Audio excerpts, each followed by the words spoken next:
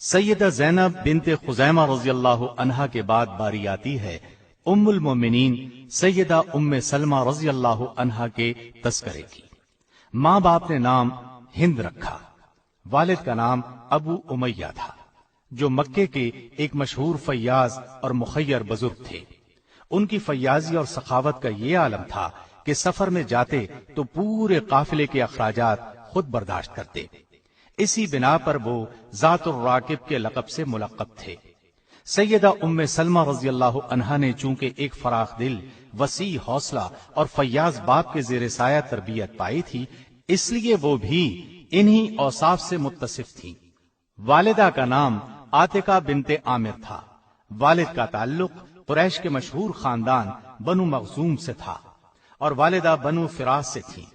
آپ کا پہلا نکاح عبداللہ بن عبد الاسد سے ہوا، جو ابو سلمہ کے نام سے معروف تھے۔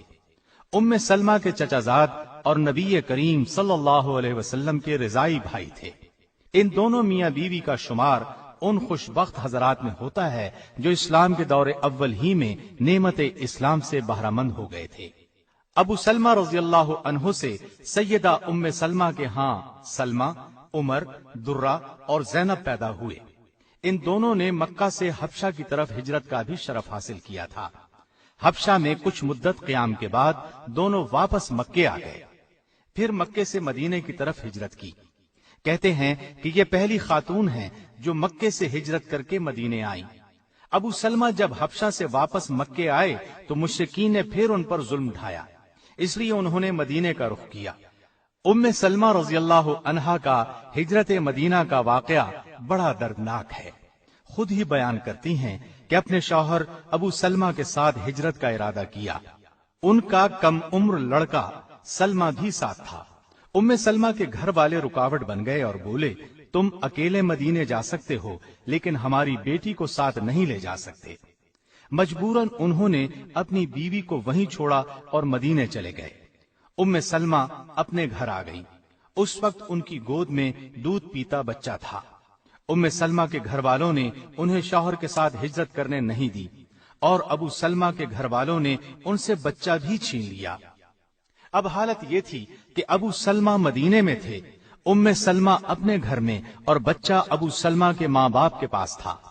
ظاہر ہے یہ صورت ام سلمہ کے لیے کس قدر اذیت ناک تھی۔ خاوند کی جدائی، اوپر سے بچے کی جدائی کوئی معمولی واقعہ نہ تھا۔ ان کی حالت خراب ہو گئی۔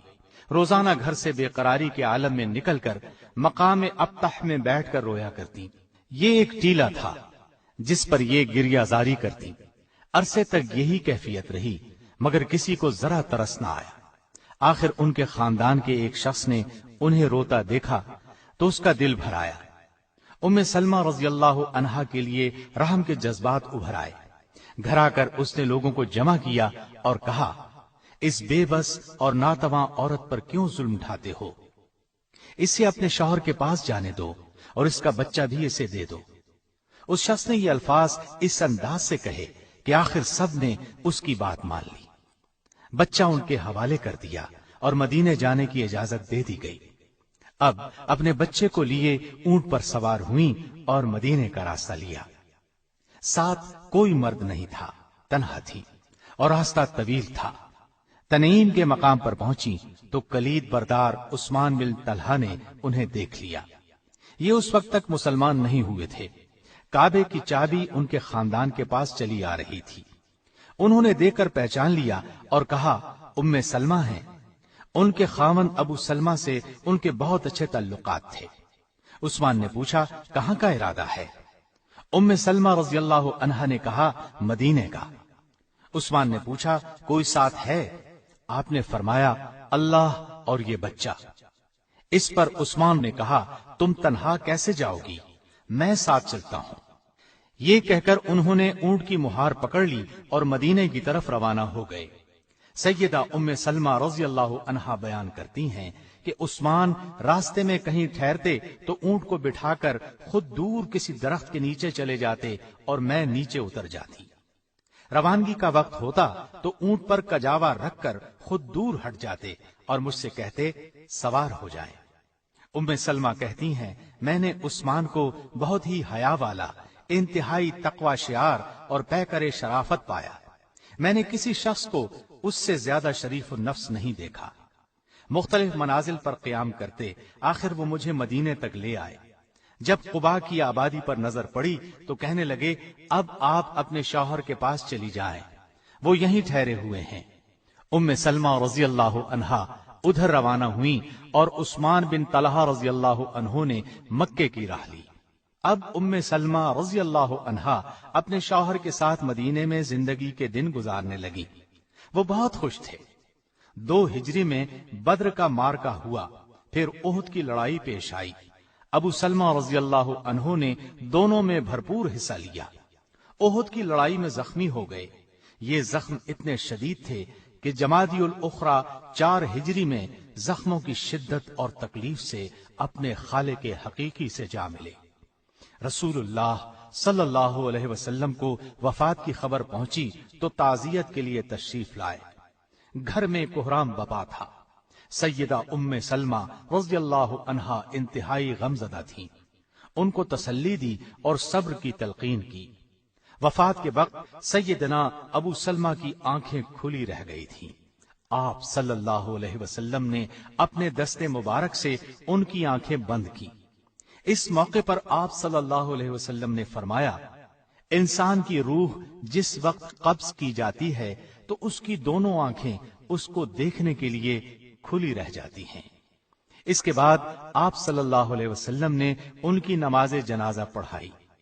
مسلم کی روایت میں اس طرح ہے کہ ام سلمہ کہتی ہیں، جب میں چیخی چلائی تو رسول اللہ صلی اللہ علیہ وسلم نے فرمایا، کیا تم شیطان کو اس گھر میں داخل کرنا چاہتی ہو جس گھر سے اللہ نے اس کو نکال دیا ہے؟ آپ صلی اللہ علیہ وسلم کے ان الفاظ کے بعد میں نے منہ سے آواز نہیں نکالی۔ ابو سلمہ رضی اللہ عنہ کی وفات کے بعد جب عدت گزر گئی تو سیدنا ابو بکر صدیق رضی اللہ عنہ نے ام سلمہ رضی اللہ عنہا کو نکاح کا پیغام دیا، لیکن سیدہ نے انکار کر دیا۔ اس کے بعد سیدنا عمر رضی اللہ عنہ نبی کریم صلی اللہ علیہ وسلم کا پیغام لے کر آئے تو انہوں نے فرمایا، میرے چند عذر ہیں۔ میں ایک غیور عورت ہوں، عیالدار ہوں۔ تیسری بات یہ ہے کہ میری عمر زیادہ ہے۔ آپ صلی اللہ علیہ وسلم کو ان کے یہ عذر بتائے گئے۔ آپ صلی اللہ علیہ وسلم نے ان سب باتوں کو منظور فرما لیا۔ آپ کا نکاح شوال 4 ہجری کے آخری دنوں میں ہوا۔ سیدہ ام سلمہ رضی اللہ عنہا بڑی بہادر، عاقل و فہیم اور اصابت رائے کی مالک تھی۔ جب نبی کریم صلی اللہ علیہ وسلم گھر تشریف لاتے تو شرم و حیا کی وجہ سے اپنی لڑکی زینب کو گود میں بٹھا لیتی، لیکن پھر آہستہ آہستہ گھل مل گئیں۔ ام سلمہ رضی اللہ عنہا نبی کریم صلی اللہ علیہ وسلم کے آرام و آسائش کا بہت خیال رکھتی تھی۔ ان کے ایک غلام تھے، سفینہ نام تھا۔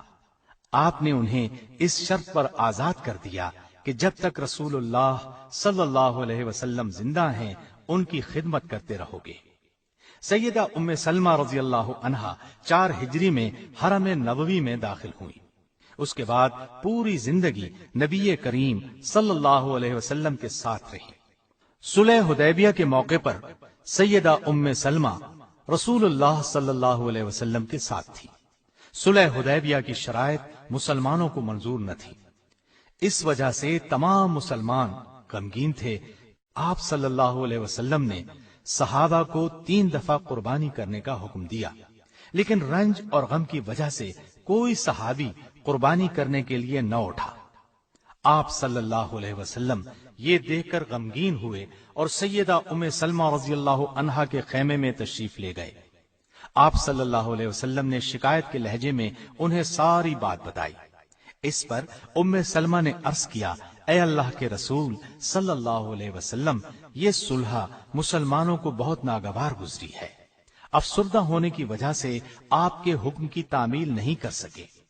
آپ کسی سے کچھ نہ کہیں بلکہ باہر نکل کر اپنی قربانی کریں اور سر منڈوا دیں، یہ خود بخود آپ کی پیروی کریں گے۔ آپ صلی اللہ علیہ وسلم نے ان کا یہ مشورہ پسند فرمایا اور باہر نکل کر قربانی کی۔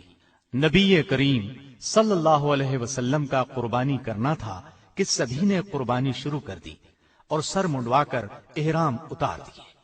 اس واقعے سے معلوم ہوتا ہے کہ آپ رائے دینے میں ماہر تھیں، لوگوں کی فطرت شناسی میں انہیں کمال حاصل تھا۔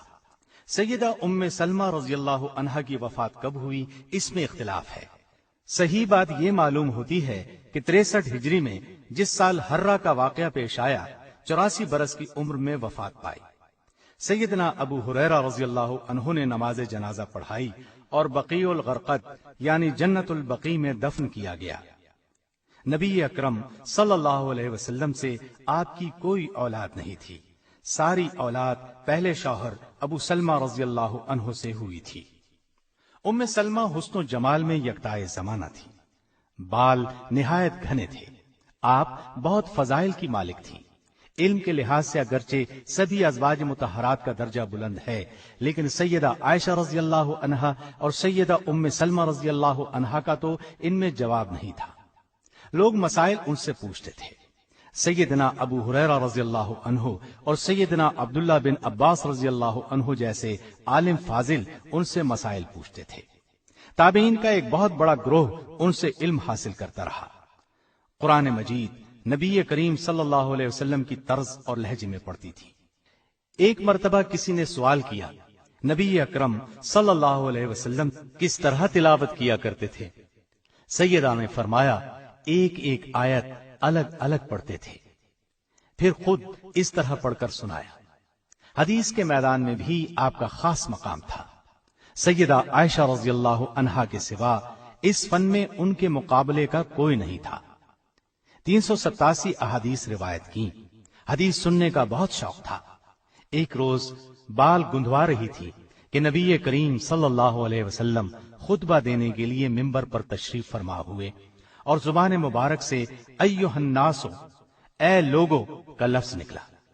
اسی وقت مشاطہ سے فرمایا، بال یوں ہی باندھ دو۔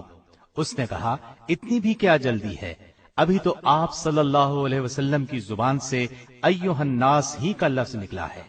آپ نے فرمایا، کیا خوب، کیا ہم آدمیوں میں شامل نہیں؟ اس کے بعد خود بال باندھ کر اٹھ کھڑی ہوئیں اور پورا خطبہ کھڑے ہو کر سنا۔ آپ سے جن لوگوں نے علم حدیث حاصل کیا ان کی بہت بڑی جماعت ہے۔ حافظ ابن قیم نے لکھا ہے کہ اگر سیدہ ام سلمہ کے فتاوی جات کو جمع کیا جائے تو ایک کتاب بن سکتی ہے۔ آپ کو قرآن و سنت میں کامل دسترس تھی، فقہ کی ماہر تھی، زہد اور تقوی انتہا کا تھا۔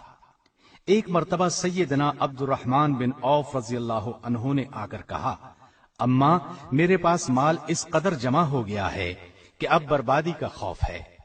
آپ نے فرمایا، بیٹا اس کو خرچ کر دو۔